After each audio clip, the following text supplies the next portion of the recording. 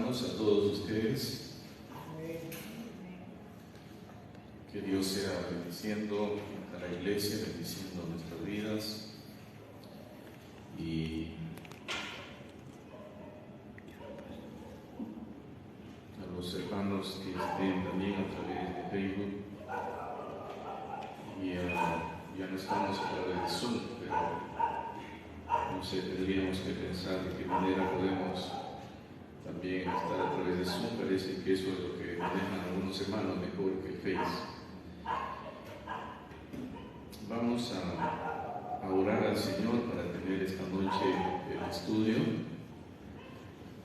Vamos a considerar en este tiempo unos temas sobre liderazgo, porque vemos que es necesario, es importante para la iglesia estar siempre equipados, preparados para toda buena obra. Y esta es una tarea que nos corresponde a todos nosotros desarrollar. Entonces vamos a orar al Señor. Padre amado, Señor Todopoderoso, este tiempo lo dedicamos a ti, Dios, es estudio bíblico, y rogamos que tú nos ayudes, Señor amado, a poder edificar nuestra vida y que a través del conocimiento de tu palabra podamos nosotros ser más efectivos y eficaces en la tarea y la labor que nos has encargado para este mundo. Bendice grandemente a tu iglesia, bendice a tus hermanos que estamos en este culto presencial y a través de Facebook también. Imploramos, Dios amado, tu dirección y tu bendición, Padre Celestial, en el nombre de Jesús. Amén. Amén. Bien. En Génesis capítulo 1, verso 26, a ver, Gladys, ven en Génesis 1, 26. Génesis capítulo 1, verso 26.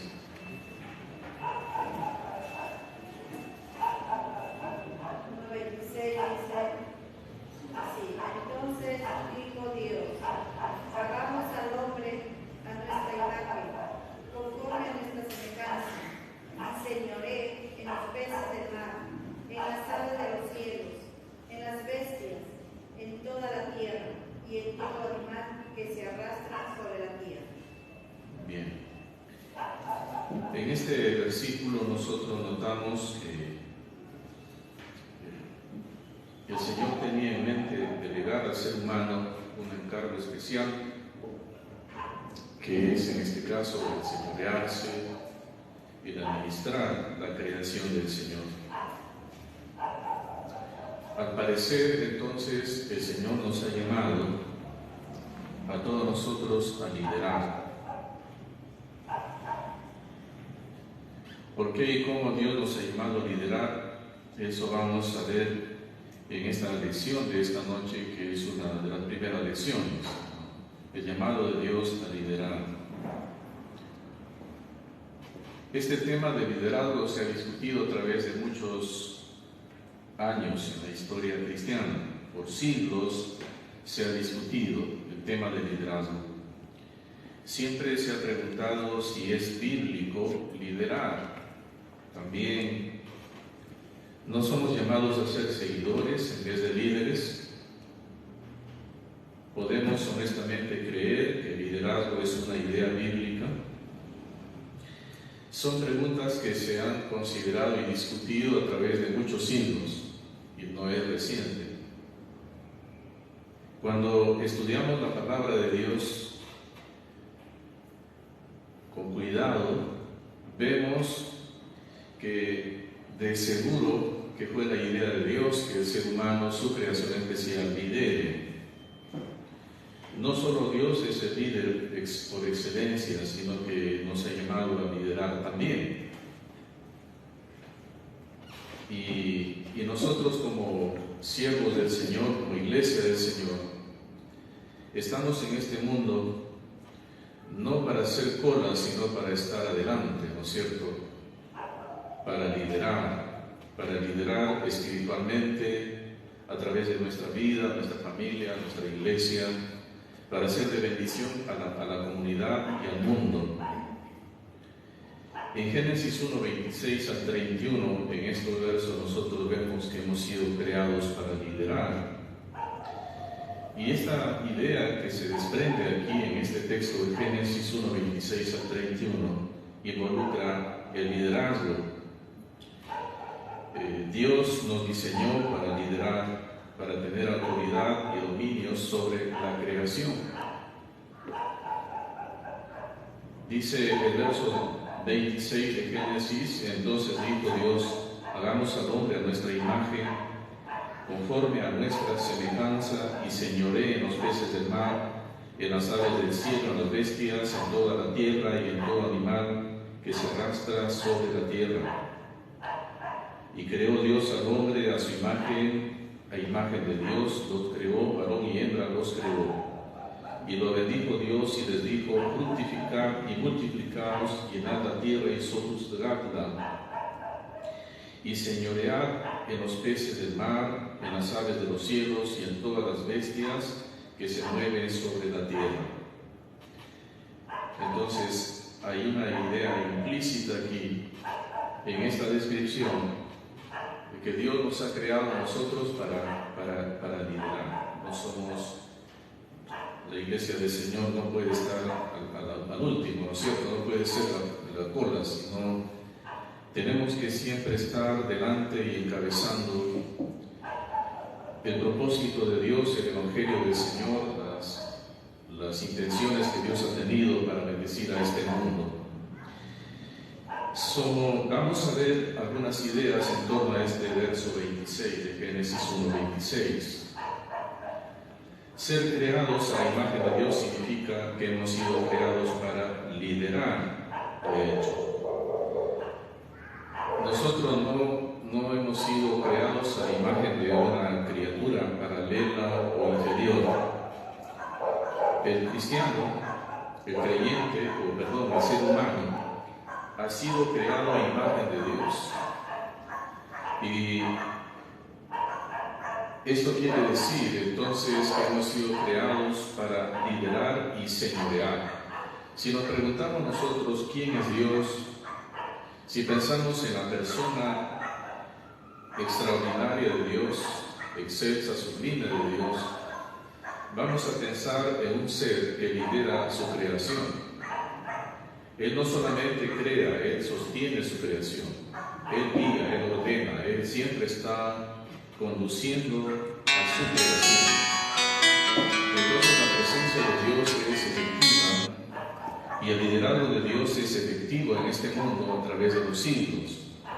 Y Él, al crearnos a su imagen, entonces nos ha hecho también a nosotros como personas que estamos llamados a liderar. Y hay ciertas funciones o roles que desempeñamos, por ejemplo, en el hogar. El padre como líder, la madre también tiene un tipo de liderazgo, los hijos tienen un liderazgo. En la sociedad también tenemos nosotros roles que se establecen, que ya son definidos, entonces todos esos roles implican liderazgo. Y Dios ha creado entonces al ser humano para crear. Otra cosa importante también es que Dios dio a los hombres autoridad sobre toda la tierra. Como seres creados tenemos dos posiciones en cuanto a la autoridad. Primero es que estamos bajo la autoridad de Dios. Y esto es importante. Nosotros no somos líderes para hacer lo que se nos ocurra, o para que hagamos nosotros sin control ni límite de nuestras responsabilidades o deberes. Nosotros estamos bajo la autoridad máxima de Dios. Y por otro lado, nosotros estamos o somos autoridad sobre la creación. Dios está sobre nosotros como autoridad suprema y nosotros somos autoridad en la creación. Entonces, Dios, como líder supremo, delega ese liderazgo a nosotros, los seres humanos, y nosotros como seres humanos estamos llamados en liderar o a liderar el mundo. Se lidera a la familia, se lidera nuestra propia vida, se lidera a la sociedad, una nación, el mundo. Y hay mucho liderazgo en esta tierra. Entonces nosotros hemos sido creados y hechos para liderar. Y esto no debemos nosotros dudar, hermanos. Tenemos nosotros que tener plena seguridad y conciencia de que somos o hemos sido creados para liderar y Dios nos ha dado autoridad. Sería raro que un animal irracional nos lidere a nosotros. Lo más lógico es que nosotros, que somos imágenes de Dios, lideremos a este mundo, incluidos los seres irracionales. Un tercer aspecto aquí en Génesis 1:26 es que si Dios nos dijo que señoreemos, también o debemos tener la aptitud para hacerlo, ser aptos para hacerlo. Dios nunca manda hacer algo sin habernos equipado previamente para llevarlo a cabo. Entonces, basados en nuestros dones, o los dones que Dios nos da y nuestra personalidad, tenemos nosotros la habilidad de poder liderar este mundo, esta creación. Dios nos ha dado talento, nos ha dado dones, nos ha dado habilidades, y a través de esas características estamos llamados a liderar en este mundo. Y nosotros vemos en este tiempo, hermanos, la situación de la familia, la situación de la persona, del individuo, vemos la situación de la comunidad, de nuestro país y aún de la iglesia. Entonces, nosotros cuando vemos estas asociaciones humanas, siempre pensamos en el liderazgo. ¿Cuál importancia tiene el liderazgo en toda asociación humana, en todo grupo humano? ¿Cuán importante es el liderazgo en el hogar, en la iglesia, en la comunidad, en un país? Si el liderazgo falla la comunidad, hay desorden y caos. Si el liderazgo funciona, entonces por lo menos hay algunas señales de orden, de bienestar y de progreso. Entonces el liderazgo nos da a nosotros esta capacidad, por la creación de Dios, al haber sido creados a imagen de Dios, Dios nos ha dado la capacidad de liderar, nos ha dado autoridad y la aptitud también. Nadie puede decir yo no puedo, yo no estoy llamado para esto, porque en esta vida hay tantas funciones y roles que desarrollar, hay tantas cosas que hacer y para todo Dios nos ha dotado. Entonces, una persona sola no va a hacer todo lo que se implica la vida en esta tierra. Hay tantas cosas que desarrollar y hacer, y por eso tenemos nosotros tanto que hacer. Y nadie puede decir, yo no hago, no sirvo, no puedo, etc. Entonces, en la iglesia es importante que esto enfaticemos también. Ningún hermano en la iglesia, por lo menos aquí en la iglesia bautista de Manuel, puede decir, yo no valgo, yo no sirvo, yo no puedo. Porque todos nosotros, al haber sido creados por el Señor, nuestro Dios, y al haber sido restaurados por la salvación de Cristo Jesús, y dotados con la palabra de Dios, el Espíritu de Dios, la presencia de Dios, entonces tenemos la capacidad para liderar, tenemos la autoridad dada por el Espíritu de Dios, y la aptitud a través de los dones que el Espíritu Santo da a cada cual. Un segundo aspecto en este tema sobre el llamado de Dios a liderar es que hemos sido llamados para ser sal y luz en este mundo. Si revisamos nosotros Lucas 5, 13 al 16, Lucas 5, 13 al 16, a ver, hermano Hugo, por favor, Lucas 5, 13 al 16, con voz de mando. Lucas 5, 13 al 16.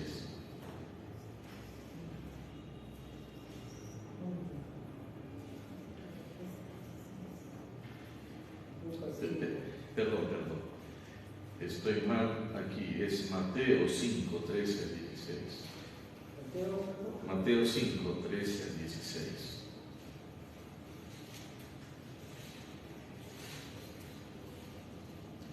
Mateo 5, 13 al 16.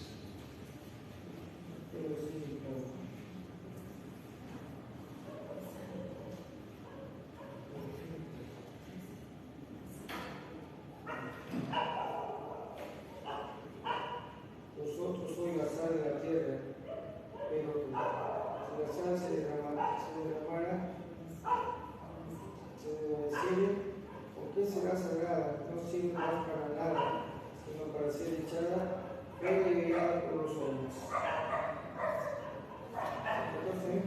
Hasta 16. Vosotros sois la luz del mundo. Una ciudad sentada sobre un monte no se puede esconder, y se enciende una luz y se pone debajo del almud, sino sobre el candelero, y alumbrar a todos los que están en casa. Así alumbren vuestra luz delante de los hombres, para que sean vuestros buenas obras y glorifiquen a vuestro Padre que está en los cielos. Hemos sido nosotros llamados para hacer luz, sal y luz en este mundo. Y se confirma esto entonces aquí en el Nuevo Testamento. Aquí la idea básica es influenciar. La sal, ¿qué influencia la sal? La comida, ¿no es cierto? La sal influye soberanamente sobre la comida sin sal es insípida. La luz influye sobre la casa en la cual vivimos.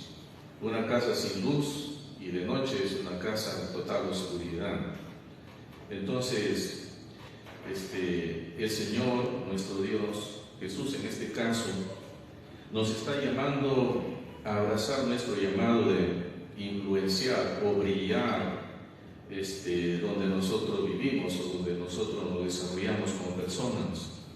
Pablo tomó muy en serio este llamamiento cuando en 2 de Corintios 5:11 dice: conociendo pues el temor del Señor, persuadimos a los hombres. El Señor a nosotros, hermanos, nos ha hecho como la sal, que acá de hecho es una metáfora que se usa. El creyente, la iglesia, es como la sal que da sabor a la comida y como luz que alumbra en medio de la oscuridad. Si Dios nos ha hecho así, eso lo ha hecho con la intención de que nosotros influenciemos en el mundo, seamos influencia. La iglesia, el cristiano, tiene que influenciar en el mundo. ¿Hasta qué punto la iglesia se ha debilitado en esta influencia? ¿Hasta qué punto hemos dejado de brillar? Hemos dejado de dar sabor a este mundo. Y como consecuencia vemos resultados en la familia, en la sociedad y aún en la iglesia. Como consecuencia de no desarrollar esta bendición que Dios ha derramado en nuestra vida desde el momento que conocimos al Señor. Entonces Jesucristo tuvo en mente eso, de hacernos sal y luz, influyentes en la sociedad. Y para eso, de hecho, somos líderes. Toda la iglesia, todos los cristianos tenemos un liderazgo que desarrollar. El liderazgo incluye, de todas maneras incluye. Y todos nosotros los seres humanos somos personas influenciables. Somos muy fáciles de ser influenciados, ya sea por el bien o por el mal. Cualquier noticia que te hablen, cualquier cosa que escuches, ya te influenció y rápido reaccionas, ¿no es cierto? Rápido reaccionamos, o para bien o para mal. Y eso se debe a la influencia. Entonces, si la sal influye en la comida, la luz en la oscuridad, nosotros como iglesia, y dado que tenemos un liderazgo, estamos llamados a influenciar. Y no solamente aquí dentro de las 4 paredes del templo. La iglesia se desarrolla afuera, en la calle, en el lugar, en el trabajo, en el estudio, donde sea. Allí tenemos que influenciar y liderar. Un tercer aspecto importante en el llamamiento de Dios a liderar es el caso de Moisés, el llamamiento de Moisés, que está en Éxodo 3 y 4.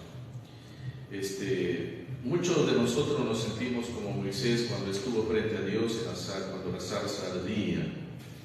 Se sintió, ustedes saben cómo se sintió Moisés, ¿no es cierto? Incompetente, nada preparado para liderar, y sin embargo Dios le llamó a liderar.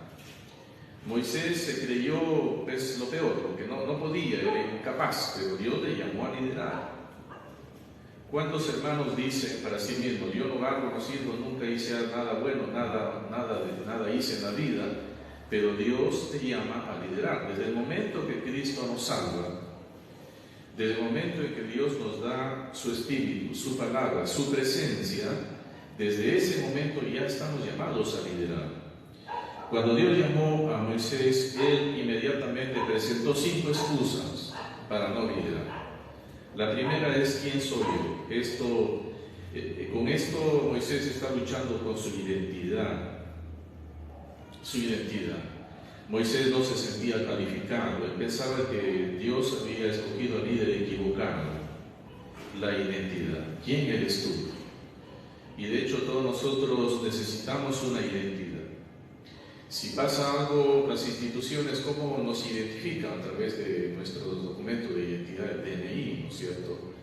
A través de ese documento nos identifican quiénes somos, dónde vivimos, muchos otros detalles. Moisés en este caso luchó con su identidad. Cuando perdemos nuestra identidad es como que estamos idos o hemos perdido la razón o el raciocinio. No sabemos quiénes somos, para qué estamos, dónde estamos. No conocemos o reconocemos la familia, el lugar donde vivimos, qué hicimos, quién es nuestros familiares o parentescos. Falta de identidad. Luchó Moisés con su identidad. Nosotros también a veces tenemos ese gran problema. ¿Cuántos hermanitos en la iglesia les han perdido la identidad porque probablemente sus padres o amigos le dijeron que no sirven para nada, que son inútiles, que no valen, ¿no es cierto? Y eso nos hace perder la identidad. También otra pregunta que Moisés hace es: ¿y quién eres tú? Éxodo 3:13. Allí en Éxodo 3:13 la pregunta de Moisés es: ¿quién eres tú? Moisés luchó con su intimidad. O sea, Moisés no tenía hasta este momento intimidad con Dios. No lo conocía suficientemente a Dios para darlo a conocer a las personas. Su relación con Dios era débil. No había intimidad. Entonces, Moisés fue llamado para ser líder, pero toda persona llamada a ser líder siempre muestra estos peros, estos obstáculos, la falta de identidad, la falta de intimidad con Dios. Imagínense, Dios a nosotros nos ha salvado, y cómo yo puedo influenciar al mundo si no tengo intimidad con Dios. Si yo me paro ante otra persona y no conozco a mi Padre ni Dios, ¿qué voy a hacer? Me quedo mudo, ¿no es cierto? Porque no sé qué decirle. No lo conozco al Señor, no conozco lo que la Biblia dice de mi Dios, de mi Señor. Entonces, esto es un problema tremendo. Tenemos nosotros entonces que cultivar intimidad con Dios. En la medida que yo más conozco a Dios, más puedo dar testimonio de Dios. ¿Es así, hermanos, o no? Así es, ¿no es cierto? En la medida en que yo más conozco a una persona, más puedo detallar a esa persona.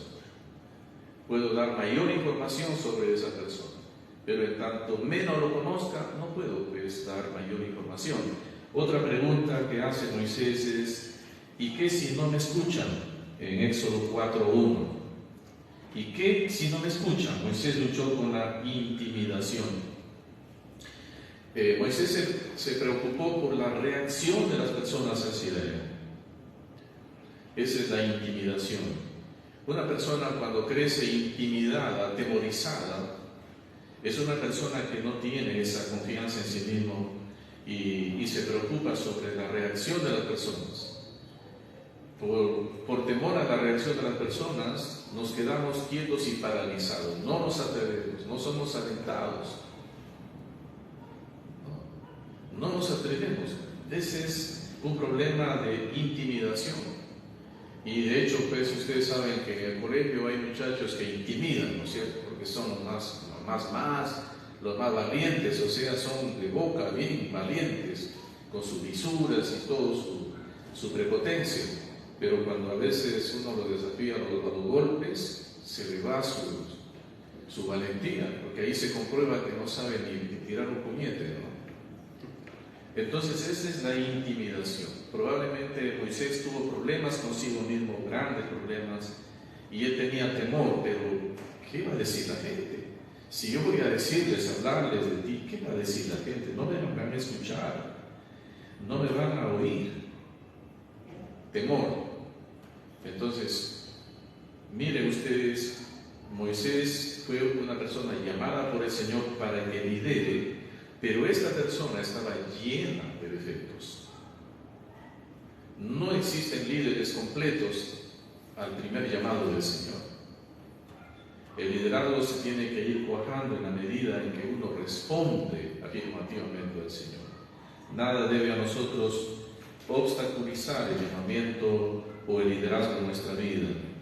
Una cuarta cosa en cuanto a Moisés, otra excusa es: nunca he sido un buen orador. Éxodo 4:10. Moisés luchó con la incompetencia. Nunca he sido un buen orador. ¿Quién lo seguiría si no podía hablar bien? La incompetencia, ¿no? Se siente incompetente. Una persona competente pues es una persona que se desenvuelve pues fácilmente y eficazmente en una tarea, en una función. Un incompetente es una persona que si tú le das un encargo no sabe qué hacer. El problema que tenía Moisés es que él no podía hablar bien, según él dice, ¿no? Y algunos hablan de que él era un poco tartamudo, no sé, pero tenía problemas en cuanto al hablar, y eso a él le producía incompetencia. Decía: no voy a poder, si ni hablar sé, ¿cómo voy a hacer entender a la gente? Entonces, pensemos también un poco en la figura de Moisés. Moisés fue liderado para liderar ¿a quién? ¿A su casa? ¿A 6 personas? Moisés fue llamado para liderar a una nación de casi 1 millón de personas, a una nación enorme. Entonces él seguramente pensaba: pero yo, ¿qué les voy a decir? ¿Me escuchará? Y él ya había conocido a algunos judíos que eran pues como algunos se ven en las películas de Moisés, que son revoltosos, que no creen, que cuestionan, que te debaten, que te discuten, que se oponen. Él seguramente ya conocía, y eso peor lo intimidaba, generaba una incompetencia. Decía: yo no voy a poder. Y entonces la respuesta de Dios es: ¿quién crees que hizo tu boca? Eso le dice el Señor. Oye Moisés, tú que dices que no puedes hablar o no sabes hablar, te pregunto, ¿quién hizo la boca? La boca lo hizo Dios. Y si Dios nos da boca, pues nos da la capacidad también de expresar, ¿no es cierto? Él nos da la capacidad, la aptitud para hacerlo. Otra excusa de Moisés es: sé que puedes hallar a alguien más. Éxodo 4:13. Moisés luchó con un sentimiento de inferioridad. Hay otro mejor que yo. Señor, si tú buscas, vas a ir a otro mejor que yo. Inferioridad, sentimiento de inferioridad, ¿no? Y ahora, yo les pregunto, hermano, ¿Moisés llegó a ser un gran líder o no? Claro que llegó a ser un gran líder, pero él se sintió, tuvo un sentimiento de inferioridad. Dijo: no voy a poder, Señor. Hay otros, he visto a otros mejores que yo, que hablan bonito, que tienen una capacidad, una oratoria fácil para hablar, pero a mí, tú a mí me llamas que ni hablar puedo, Señor. ¿Quién hizo la boca? Y luego, se comparó en este caso Moisés a sí mismo con otras personas más capaces y se sintió inferior. Y la respuesta de Dios dice: dejaré que vaya contigo Aarón, pero sigo llamándote a ti. Entonces el Señor, ante las excusas de Moisés, le pone a Aarón como su ayudante. Aarón es hermano de Moisés, él es el que habla, Moisés es el que le da el tema, la palabra, y Aarón repite y lo transmite. Entonces, cuando pensamos nosotros en Moisés fue llamado, pero hay obstáculos. Esta pandemia, hermanos, a nosotros, y yo espero en el Señor que nos haya hecho reflexionar sobre nuestro liderazgo. ¿Qué más hubiésemos hecho en este liderazgo aparte de lo que no hemos hecho? ¿Qué más deberíamos haber hecho? El liderazgo, la pandemia asustó al mundo, ¿no es cierto? Todos sabemos que hubieron muertes, hubieron casos terribles, y sigue el fenómeno todavía, ¿no? Pero en medio de todo eso, ¿cómo nosotros hemos estado liderando? ¿Cómo hemos estado desarrollando nuestra misión que Dios nos ha dado en la iglesia? Y miren a Moisés. Moisés puso una serie de excusas. ¿Qué excusas hubiésemos puesto, no? Quizás excusas infundadas. Para toda excusa Dios tiene una respuesta. Y de hecho es así siempre.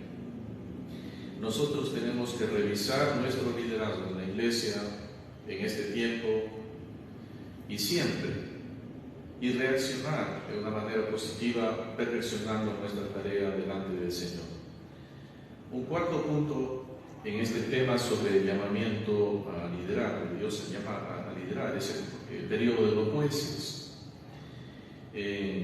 Antes de que Israel adoptara una monarquía, Saúl fue designado el primer rey de Israel. Pues estamos hablando de Israel como nación única. Ellos experimentaron una etapa llamada periodo de jueces. Antes que aparezca Saúl como rey de Israel, Israel era gobernado por jueces. Y fue una época en donde requería de liderazgo puro e intensivo. Una frase se repite siempre en Jueces 21, 25 y en otras partes. Dice: en estos días no había rey en Israel. Cada uno hacía lo que bien le parecía. Israel vivía en una anarquía, no había un líder elegido, señalado. No había. Existía una nación, habían problemas, habían enemigos, el pueblo sufría, el pueblo necesitaba esto, lo otro, pero no había un líder. Entonces cada cual hacía lo que bien le parecía. Estos jueces lideraron una época difícil para Israel y ellos tuvieron en común algunas características. Primero, perciben una necesidad. Esta parte, este punto, hermanos, es contrario a mucho de lo que se puede decir ahora del liderazgo. Muchos piensan sobre el liderazgo hoy en día contrariamente a este punto. Durante el tiempo de los jueces, el liderazgo siempre empezó con una necesidad. Siempre decimos que el líder tiene que prevenirse, anticiparse. Pero cuando pensamos en los jueces, estamos pensando en líderes que aparecen después de. O sea, un liderazgo reactivo. Israel tenía problemas y nadie podía defender y todos sufrían, los enemigos los aplastaban, los avasallaban. Entonces, alguien por ahí, Dios le llama y reacciona, ¿no es cierto? Un liderazgo reactivo en este caso. Y si alguien lideraba, era porque había visto una necesidad y pidió a otros que le ayudaran a suplirla. No.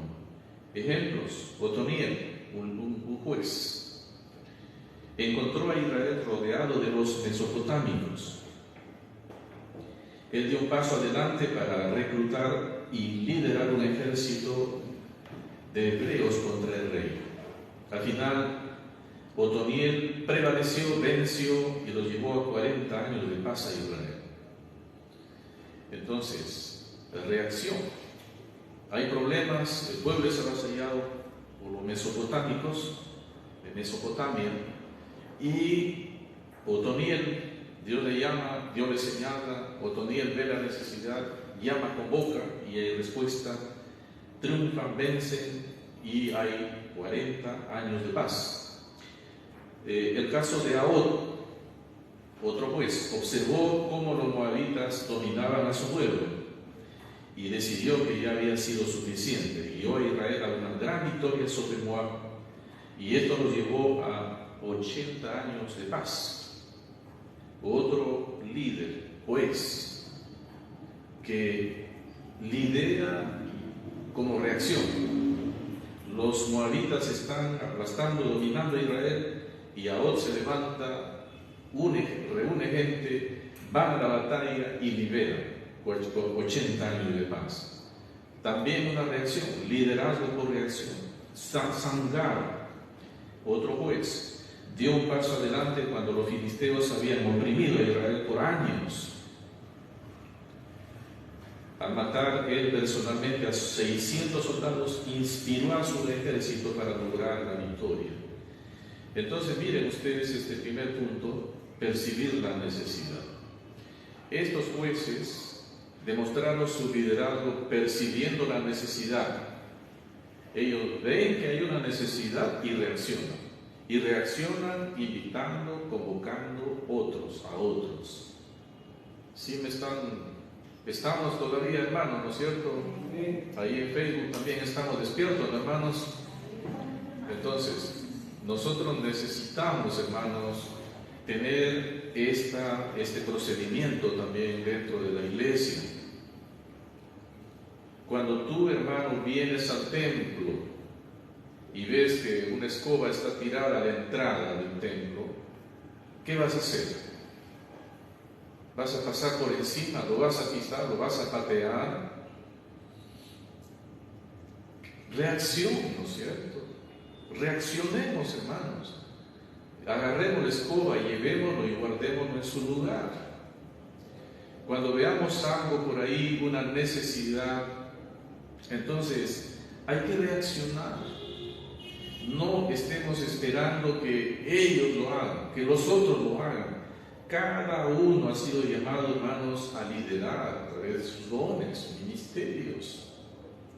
Entonces no esperemos nosotros que también se nos esté diciendo. Hay hermanos que están esperando que se les diga qué van a hacer. Y pasan toda su vida esperando que se les diga qué van a hacer.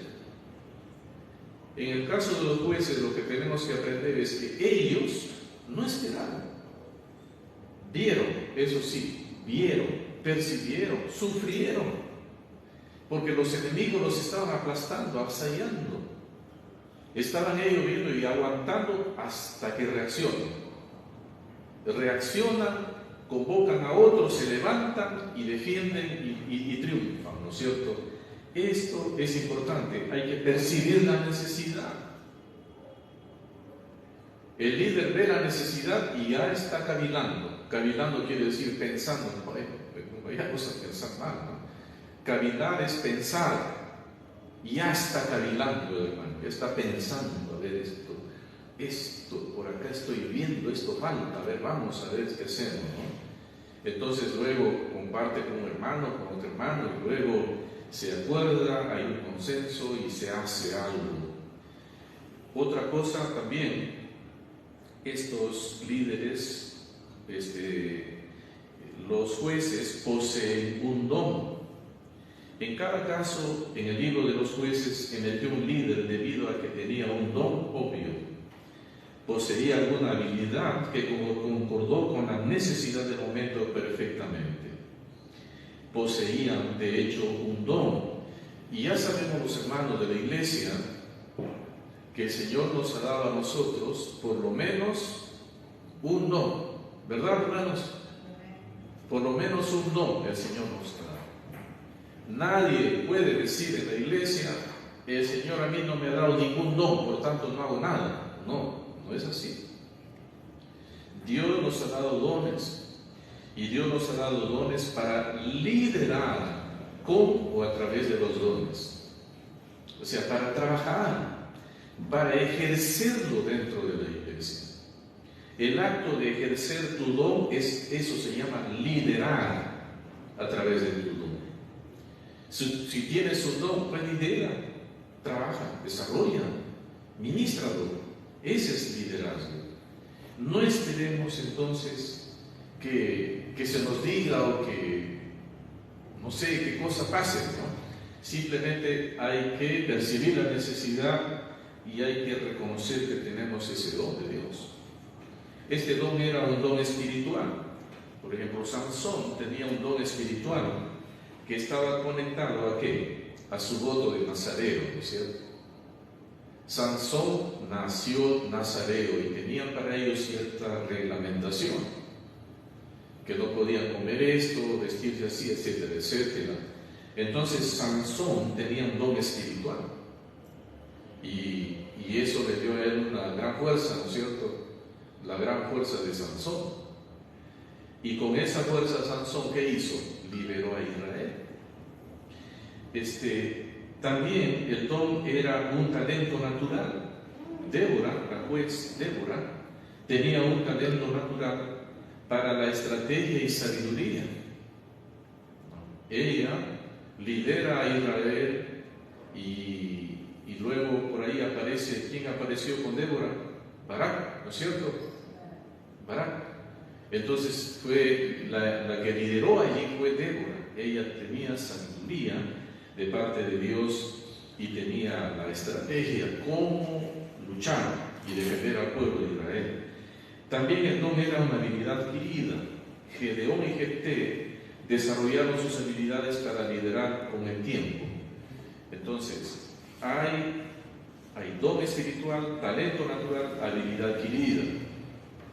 Y a través de todo lo que adquirimos vamos a ir sirviendo. Vamos a ir trabajando, liderando en la iglesia. Una persona que no conoció nada de un tema, de una cosa, pero por alguna circunstancia de la vida aparece en un lugar donde todos trabajan en eso, va a aprender. Porque todos trabajan en ese menester, entonces va a aprender. Y si ya aprendiste, entonces por ahí ya tienes una habilidad, ya tienes un don, ya puedes hacerlo algo, ¿no es cierto?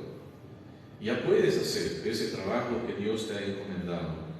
También otra característica de los jueces es que despliegan una pasión. Cuando una necesidad de fuera se empata con un don de dentro, el líder con frecuencia la persigue al ser consumido por una pasión. La necesidad vista afuera, más el don dentro del corazón del líder, entonces se empatan, se juntan, se reúnen y nace la pasión. Se vuelven apasionados. Hay una necesidad, tengo el don, entonces surge la pasión.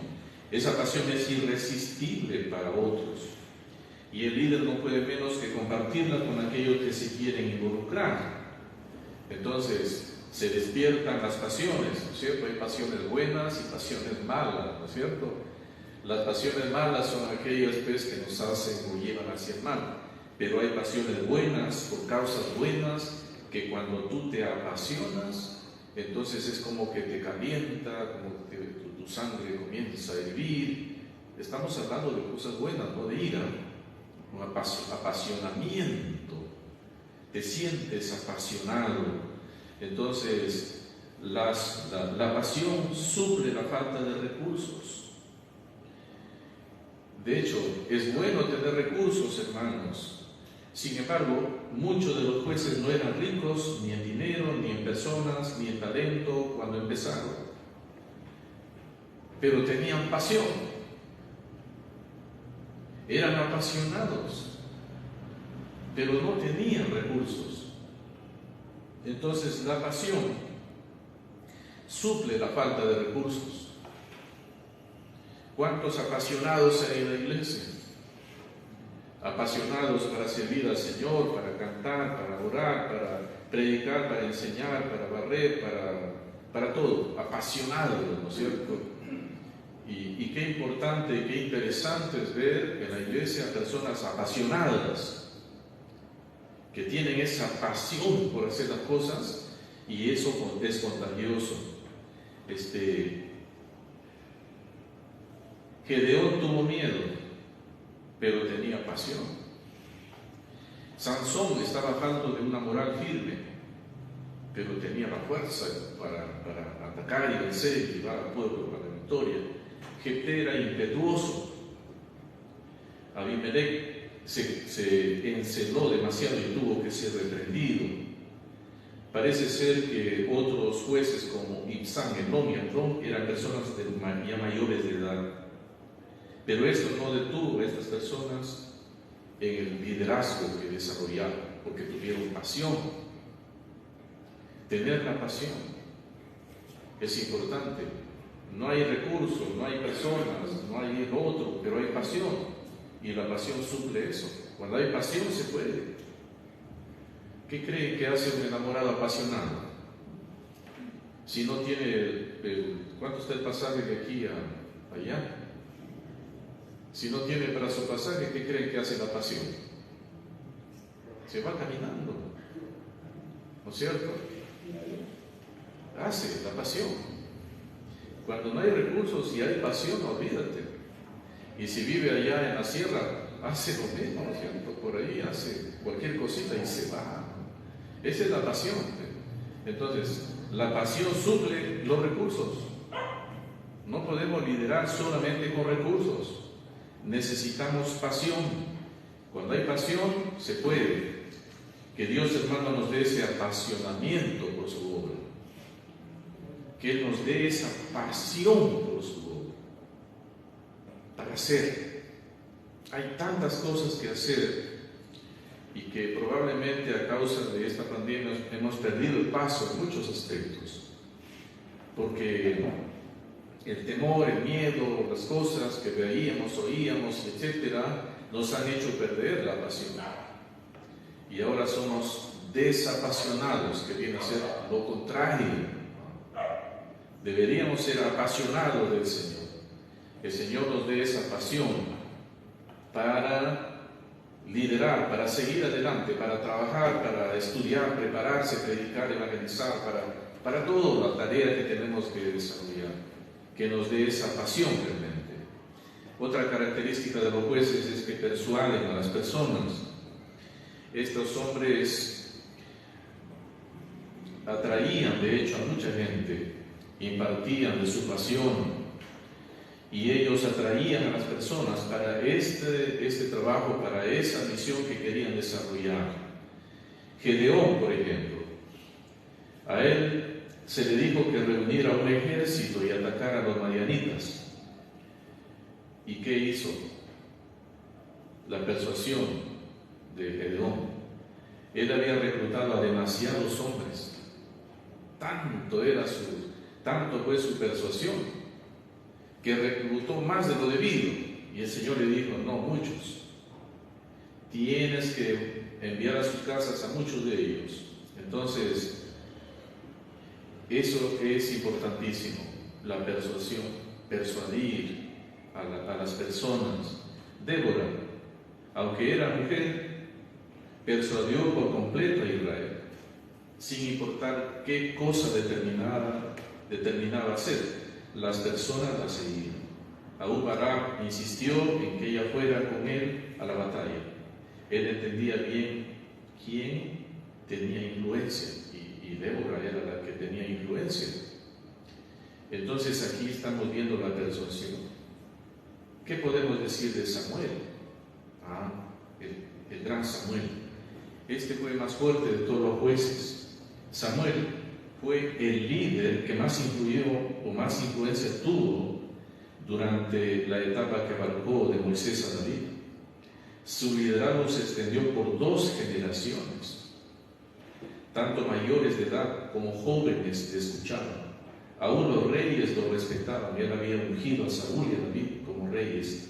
Samuel fue líder de líderes. Persuasión. ¿Se acuerdan cuando leemos el 1 y 2 de Samuel? Cómo él se hacía esperar. Su presencia era inevitable. Tenía que estar Samuel ahí. Tanto Saúl como David necesitaban la presencia de Samuel. La presencia de él era fundamental y el pueblo respetaba a Samuel. El pueblo de Israel tenía en alta estima a Samuel y su liderazgo se extendió por mucho tiempo. Entonces, es otra característica del liderazgo, es la persuasión. Persuadir. Otra característica es que los jueces perseguían un propósito. Cada uno de ellos pudo liderar debido a que siguieron un propósito especial puesto delante de ellos. Cuando hay un propósito es importante, ¿no es cierto?, del liderazgo. ¿Cuál es el propósito del liderazgo? El propósito de los jueces en este caso era personal. Era personal porque era la medida de sus dones y pasiones.